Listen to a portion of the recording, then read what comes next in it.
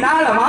कलश की करे सारे कब्बे का पंडित जी के फोन लगैले हैं। अब पंडित जी ना लवा फिर भैया फोन लगे उसका कि हेलो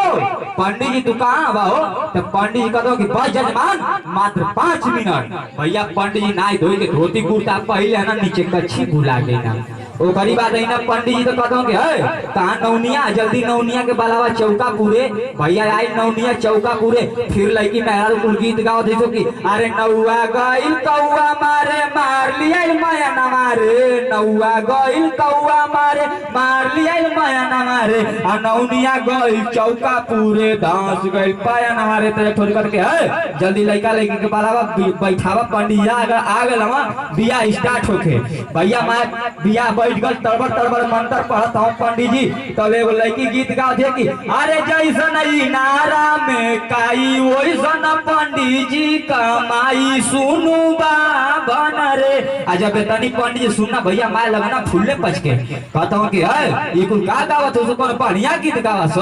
तो भैया कहते अच्छा ठीक है। तो भैया तुरंत ठुराई तो कहते कि है तो उनके लौकत ना कि पंडित जी आज दिलावा भीज गल वहाँ जो सारे लिया के वो खराटा पंखा लगा दे दौड़ल गई तो भैया लिया के वो खराटा पंखा लगा दे सो कई बार खराटा पंखा जब स्विच ऑन कैला सो पंडित जी का धोती आवा पहले बस चढ़ दे पलट कर उनका छीने थोड़ी कुल बाहर आ गया तो ले थोड़ी को दे के देखा तो गला पंडितवा को मारे तड़बड़ तड़बड़ तब से कहले बा के लजियो ना लगत बा तो एक थोड़ी को दे के दे मैं को तो गलवा समझदार तो समझ ना जाई तो मैं को ले को दे कि अरे भीतर के सामान पंडित बाहर कैसे आयो जी भीतर के सामान पंडित पंडित जी नीचे तक ना भैया छीना तो बंद देना पलट ना कहना कि लड़की बहुत समझदार थी इसको आशीर्वाद देना चाहिए। तब पंडित जी कहते हैं कि अरे ठीक कैलू पाछी दिहलू इज्जत बचाई हो अरे ठीक कैलू पाछी दिहलू इज्जत बचाई हो जहावा तू जइबुए से लमर भेटाई हो। एक बार का जोरदार ताली चाहिए मेरे दोस्तों जोरदार ताली।